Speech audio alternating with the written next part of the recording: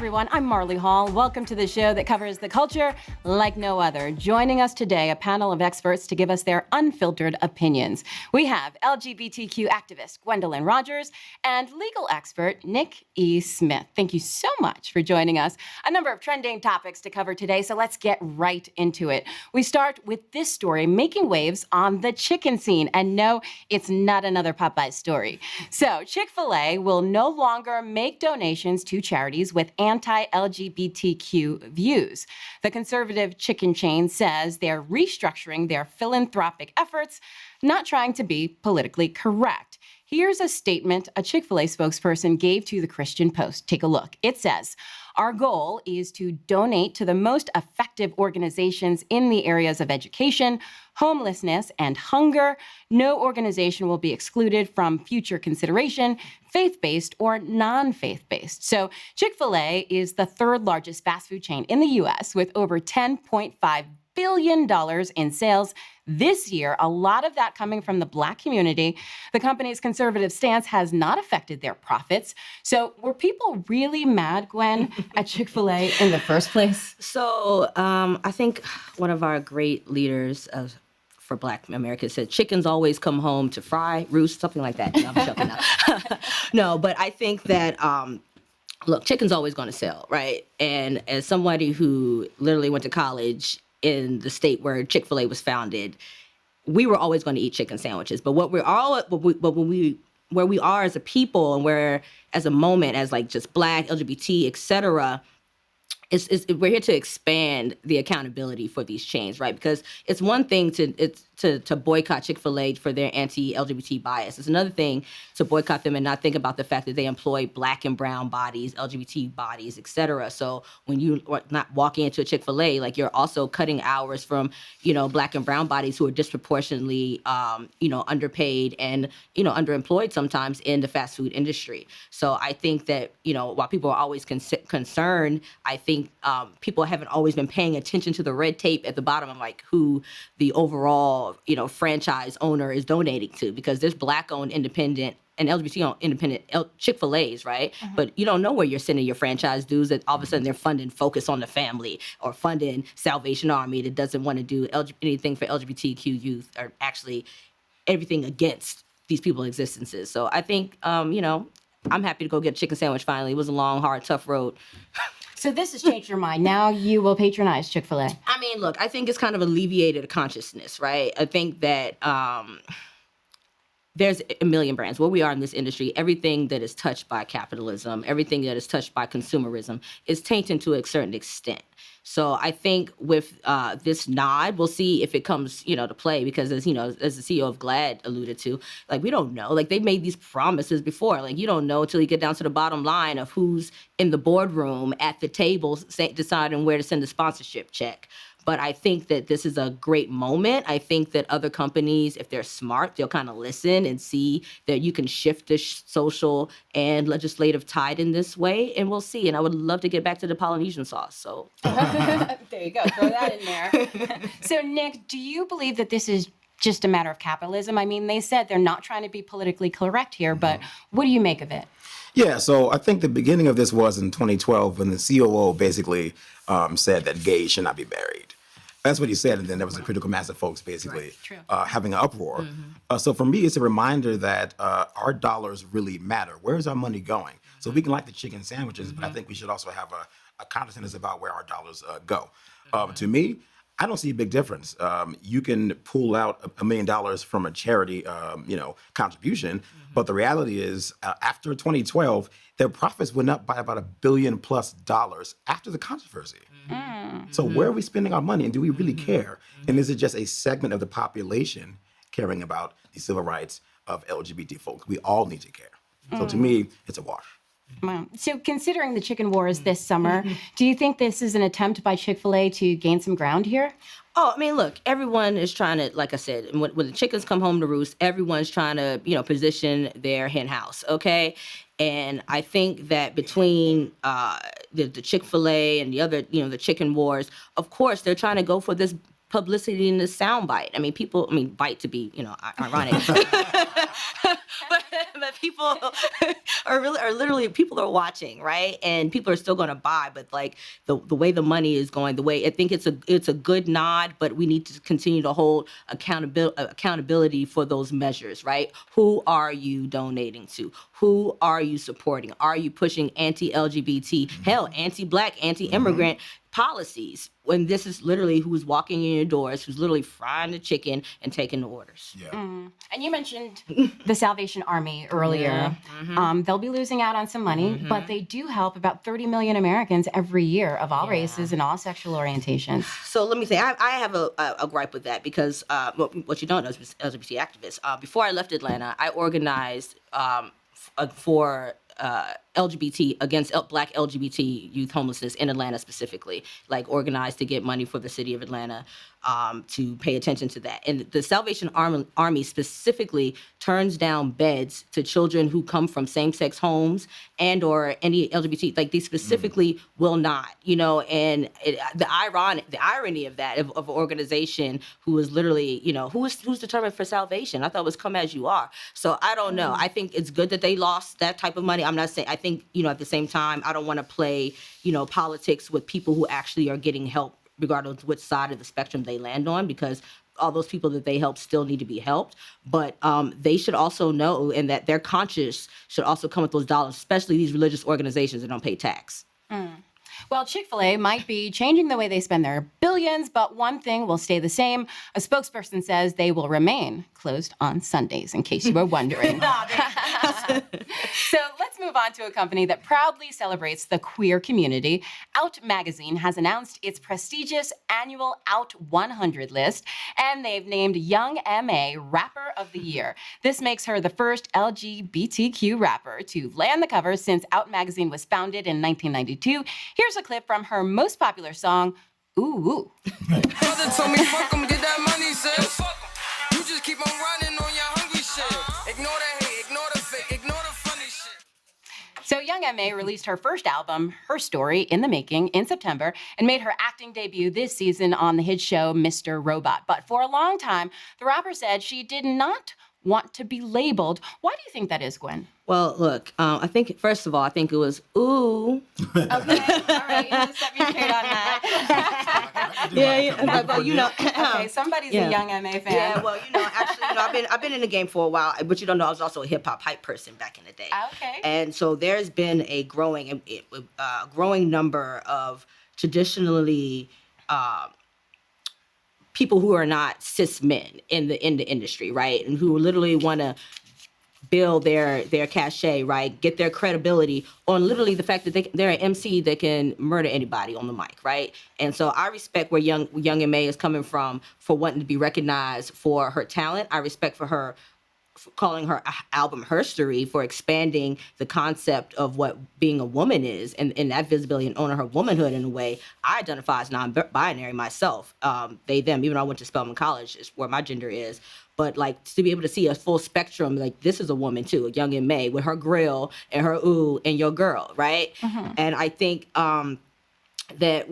that's what's more important about it, like, look, this is her story, but she's in this way. And so we can push back against, this hypersexualization. Like, you don't have to be Lil' Kim, you don't have to be M.A. I mean, you don't have to be Cardi B. You can be Young M.A. And she's not the only artist like that. There's another rapper, Saya, who came out around the same time. Her credibility, we were all in Atlanta around the same time, seeing different people's trajectory grow up.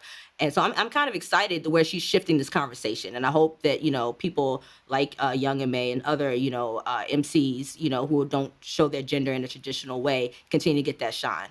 So speaking of Lil' Kim, she was on the cover of Out Magazine in 1999, the first rapper to get on the cover.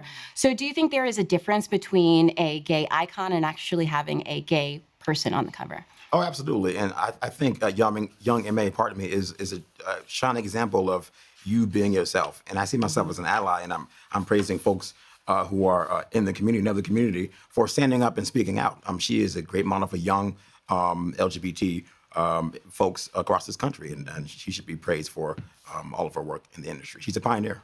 So why do you think it took 27 years, though, to get a gay rapper on the cover of Out? Well, first of all, we have to think about who really owns these inks, right? There's like, can I say white gay ink? Yeah, so there's that. So when you have like, a white, gay, hegemonic establishment, just in general, like media or like any other industry, like if you're not the table, you're on the menu. So like if my palette, like we would have been had plenty of rappers on there, plenty of people of a different spectrum to talk about their queerness and their sexuality. But it was more, apt to get different, Out Magazine, they want to have a different cadre of folks, right? So I think, is 27 years too long? Yes. But is it good that it's happening? Yes. So should they look for more than just Young M.A.? Because there are? Yes.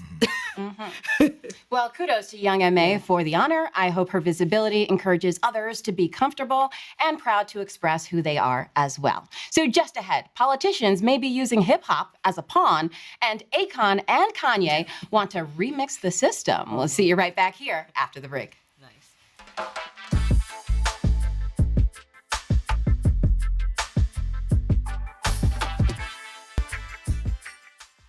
Hey, welcome back. New testimony in Donald Trump's impeachment inquiry reveals the president was advised to play the race card when rapper A$AP Rocky was being detained in Sweden. Rocky was at the center of an international legal battle last summer when he was arrested after this brawl was captured on camera. According to reports, Trump was advised by a high-ranking official to let A$AP Rocky get sentenced, cry racism, and then give him a ticker tape parade when he came home, all in an effort to boost the president's image with the Black community. Here's a look back at A$AP Trump's Rocky comment. is a situation in Sweden. Sweden's a great country. They're friends of mine, the leadership, and we are going to be calling. We'll be talking to them. We've already started. And many members of the African-American community have called me, friends of mine, and said, could you help? So A$AP Rocky was found guilty of assault, but was not sentenced to time in prison. And the president was reportedly upset that the rapper did not publicly thank him for helping with his release. So, Nick, as the legal authority here, what does this new information mean for you? Oh, but this is a big one. Donald Trump, where do we start? All right. So first of all, let's be clear. A$AP Rocky was arrested for the brawl we saw on the screen in Sweden, and some mysterious Black folks called Donald Trump and said, get our boy out. I don't believe that for a minute. I think there were some folks in the White House who thought there may be some Black folk on the fringe that we can get to support us by raising up this one particular case. This is African-American over there, right? Yeah, my African-American, it would said at a rally. Quite frankly, it's disingenuous of Donald Trump, in my opinion, to be propping up a young Black man who is an entertainer and may have made a mistake to really try to pimp Black folks. We are, by and large, the polls are very clear. We're not supportive of Donald Trump. And in terms of the impeachment, my question is, what else is going to come out besides A$AP Rocky and trying to go after the Bidens? Who knows? Who knows? Well, Donald Trump says he did, in fact, assist A$AP Rocky in his release. So do you think that this has helped him with the Black community? Absolutely not. And remember this, when A$AP came back to the U.S., what did he do? He didn't call Kellyanne Conway. He didn't call Jared Kushner and say thanks. He came back and said nothing. Why? Who cares about Donald Trump? At the end of the day, who cares? It's a peculiar case. I think, I love a good pun, but to rock the boat. Donald Trump has, if the numbers are very marginal, let's be we can be honest, but they're very small. Yeah. They are. But he does have a good little contingent of some Black American. That's why you can say things, my African American over here, my Black so-and-so over there. There's a couple Ben Carsons and Omarosas that didn't skip over yet, and I saw a young Black gentleman with the MAGA hat down the street like a couple months ago, and he was serious. With the fire, I said, oh my God. And so I think we have to be careful in this moment because there are people who are seeing that, whether or not they are, loud at these political tables or inclined. It's not they may not even be voter franchised. They may be disenfranchised people, but they might see this image and see, Donald Trump and his cachet. He was in every rapper's music video 10 years ago. So let's not be so shocked that people still hold the credibility. My little brother still has some Donald Trump ties when it was a thing at Macy's. He doesn't wear them now, obviously. He probably threw them out, but that was actually a legitimate thing at one point. So we can't discredit that. I think that the larger question when it comes to Donald Trump and A$AP and Black folks, by and large, is what is kind of the point? What is he doing for Black folks writ large? And I don't want to just talk about prison and jails and arrests. there are housing issues. There are issues of educational equity. Yes, there are issues of mass incarceration. But for some reason, when it comes to Black people and this president, he always goes to prison. I mean, thanks for working with Kim Kardashian He don't want and to talk about the Kanye. housing issues. You know why he doesn't Yeah, want to talk about the because housing he's been issues? sued. Because him and his daddy Right. had the housing issues In with New the York. with the NYCHA back in the 70s Right, or so, right? right. And the such and 70s such. and 80s. So we already know the long history, but that's always been the double say. See what I'm saying over here? Look, shiny African Americans, I'm in your video. Oh, but I'm racially discriminating against you in this way. I'm not paying my bills on this Right. end. I'm not doing so and so on that end. So I mean, I think it's both. And like, I would love to dismiss it, but I also don't want to discount the people that are actually, paying them Right. some credibility. But clearly Trump has a problem connecting with the Black community. You have any suggestions for him? Oh man, that was open ended. I had to think about how long I want to still be employed. I have to think about So this is another thing. Donald Trump. Black people respect anybody that keeps it 100, right? That's just the thing. And the problem is, unless he's gonna keep it 100, then I don't know what else to tell you, bro. Like we can smell the fake, like you know what I'm saying. So it's like if you're not gonna keep it real, like you know what I'm saying. Well, I don't know what else to tell you. You're not going to do that. I mean, this is impeachment happening right now. You're figuring out how to lie. Your code of silence is off. Your game wasn't tight anyway. So I don't think he can flip it. I'm gonna be honest. I agree with that. Okay, I was going to ask you. You beat me to it. Donald J. Trump has no hope when it comes to people of color. Just no hope. And let me stop there. I won't get too crazy about it. No tightrope. We ain't walking that tightrope. No. Well, they say hip hop can help sell anything, but it doesn't seem to have worked for Donald Trump. And despite A$AP Rocky's legal troubles, he recently announced plans to return to Sweden and perform next month. I wouldn't go back, but that's just me. So this hip hop battle is unlike any I've ever seen. Singer Akon says he's considering challenging Kanye West for the seat in the Oval Office. Yeezy recently announced a public or a possible run for president in 2024, and Akon says he welcomes the competition. Here's what he had to say in a recent interview. He's the most amazing marketer in the world. Yeah. He understands his audience, but he's definitely not crazy. He knows what he's doing. My thing is, if he does run, it's great for the culture. Now, whether or not you think he's fit is another thing. That's why you got me as the other choice. So Akon and Kanye have mentioned plans to run for president in the past. So what do you think Akon's qualifications might be?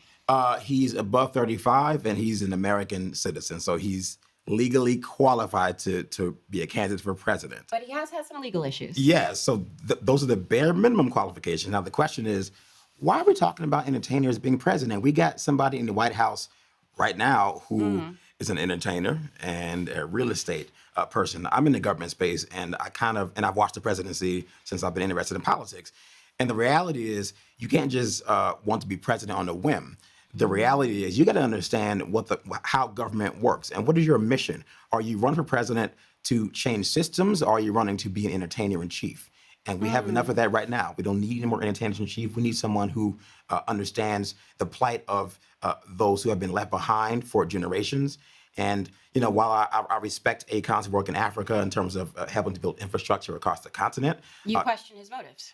yeah, I do. Why does he want to be president beyond getting his name out there? I really don't know. I will push back on that in regards to Akon, because if further in that clip that you showed, it talks about how he literally is advising over 30 government bodies. I mean, he's a very intentional Wakanda coin kind of guy. And I think that it's easy to kind of like siphon off with the entertainer. I don't believe in the broad sweep, because you can be a multifaceted. I mean, look, Stacey Abrams wrote romantic novels. Could she not be governor? You know what I'm saying? I'm just saying that we have to. You can't box people in, and that's the problem. That's why people win. You can't box somebody in. He has more of a cachet than that, and that actually adds it to him, because now he has money to fund himself in a different way. Now, so I actually, the only thing I would take issue with what the hell Akon said is that he said Kanye wasn't crazy, and I'm like, well, now you're not qualified to say that. Like, now you're not qualified to say that. Like, you could say meet me in the election, but you're not qualified to go on where this man's mental state is at. But you can. But I agree with him on those points. I mean, But he said he's an alternative. Yeah, I think it's an alternative. I think there are alternatives. I think in this free market, fair election, then it is fair game, because picking point at Howard Schultz in the same way. We're not picking apart, Arnold Schwarzenegger was the governor and Mike crash and burn that, you know what I'm saying? So I think that we should be more nuanced in our understanding and not be so quick to discredit other Black folks who have proved to work very well into global politics. And I would love to see more of Akon's policy points. Can I follow up on that? So, the question is, what does it mean to be the president, right? Mm-hmm. The president is the chief policymaker. And while I respect Akon's work in African infrastructure, if I'm talking about national security and a potential terror attack or a great recession, where's the experience to know how to respond to those things? Rapping. That is my question. Don't you know? Have you never been in the trap rap? You need to spend some more time in the entertainment space, bro. Let me tell you, you gotta dibble out the government sometimes, because I'm being serious. Yeah. Have you when you are a top performer and you're in a logistical scenario in this way, your safety, your security, your terror, all of these things, and you in Africa? Oh my God, you know what does it take to move an Akon cartel between Nigeria? Seriously, between Nigeria and Accra for a meeting? Yeah. Come on, brother. This man is superior. I think we should really think about it before we unpack it. Let's see what the policy points. We don't know. He's smart enough to maybe he can hire you to do it. You see what I'm saying? I'm gonna be honest. I think we need to expand our. If anything, this American moment has taught us to expand our bandwidth for who is electable. Right, and he's a very skilled businessman. And we've had businessmen in office. Just saying. Previously and right now. Like right now? Exactly. How is that working out? So I think we may have different candidates in 2020. Well, I think that I'm not. So you saying Akon and Donald Trump are the same profile? I don't. They're both businessmen. They're both businessmen, but different perspectives. The one businessman is working interglobally in Africa, and one is making side bets with the Ukraine. So I mean, I don't know. Allegedly. And building hotels in Sweden and parts of the world. So, there's some overlap. Double back, get the bag. Well, a presidential debate between Akon and Kanye would certainly be entertaining. Mm-hmm. But I'm having a hard time at this point taking either of them seriously. So coming up, a little girl was shut out of a school picture and she got her time to shine. We'll explain after the break.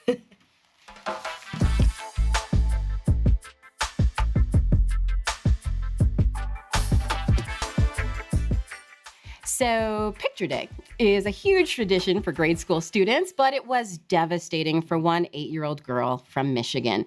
Marion Scott was denied school photos because she had red braids. A Black photographer in Chicago saw her story and wanted to boost her confidence, so he gave Marion her very own professional photo shoot, complete with fabulous new clothes that she gets to keep. And here's what Marion and her photographer, Jermaine Horton, had to say about the shoot.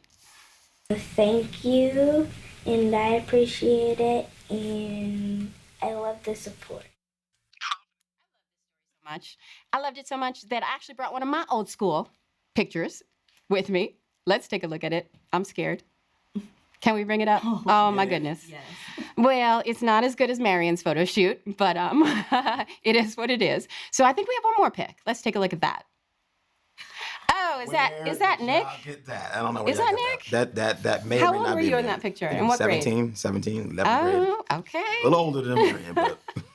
So can you imagine, Gwen, what it must be like to be Marion and be denied the opportunity to take your school photo along with your other classmates? I have to say that my heart just sank even at the thought, and I think for me, I'm thankful that I grew up in a very Black place, right? So I can't imagine the shame. I remember the excitement of getting all dressed up to be for picture day. You pick out your outfit the day before. Your mama helps you with your hair.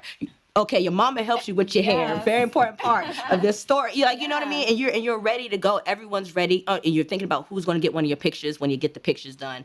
They snatched that from that child. Mm-hmm. And that's so devastating. I'm so glad they had to have the makeup for it. But the fact that they snatched those moments from her, there's still a trauma there. I'm so glad that they were as quick as people to wrap their arms around her. But this only really just highlights the undergirding of anti-Blackness in our systems and in our institutions, right? Because whereas any cultural terms, she has this red hair because that's what, we're doing right now. Okay, we having red, we having turquoise, we're doing a lot of things in the hair. You know what I'm saying? Yes. And so it's for this Black girl to be like, oh, your hair isn't right. You're not good if you can't take a picture like everybody else. That is psyche damaging, right? Mm-hmm. And you literally have to pour into her double fold just to unpack that. And so thank God for these people to come in and do so. But my child, I'm so glad I can't imagine my childhood would be wrecked from something like that. Right. I don't even want to. Devastating. I'm devastated already. So the school handbook says that you cannot have unnatural colored hair. And so based on that, they denied her taking the school pictures. What do you think of this rule? I mean, is it actionable? It may be actionable, but the larger question is there was a lack of respect for Black culture embedded in our policies from the beginning. From the start of this country, right? And so we've seen many stories of young people of color being told that they can't wear this outfit or they can't have their hair looking a certain way, and it's really just disrespecting the Black experience. We may recall the young man in New Jersey who had his locks sheared when he was at a wrestling match. That was a rule book. Marion suffered from a rule book, but these stories are not unique. They happen all across the country. So really the issue is people in government, lawmakers need to recognize that folks in different communities, including Black and brown folks, we just may have a little bit of a nuance in terms of how we wear our hair, how we dress. And that needs to be reflected in the laws, policies, and rules that we implement at the federal, state, and local levels. And this is the thing, to pinpoint on that policy note about natural, right? And this natural color, right? Because it's any little caveat to discriminate a person of color, right? So for one thing, it's okay, it has to be its natural color, but when it's in its natural state, it's problematic. You can't have cornrows, you can't have dreadlocks, you can't do so-and-so. You need to pick and choose, you can't, the inconsistencies are literally rooted in institutionalized racism, and you see that at the base level of our founding institutions like our educational systems. So more than a dozen photographers offered to give this little girl a photo shoot. What do you think it is about her story that inspired so many people? I think she's a young, beautiful Black queen that suffered at the hands of policies that probably people that like us didn't create. So the fact that folks stepped up and gave her this wonderful photo shoot, I think hopefully that helps to make her whole. I mean, it shows other young people to express yourself, be yourself, because at the end of the day, we're all humans and we should be allowed to express ourselves, regardless of what the law says. Well said. Well, shout out to the photographer and the entire community for coming together to let Marion know that she is beautiful and worthy just the way she is. Shine on, little sister. So that's all for today. I want to thank my guests, Gwen and Nick, for joining us and sharing their candid commentary. And as always, thank you for watching. I'm Marlie. See you next time.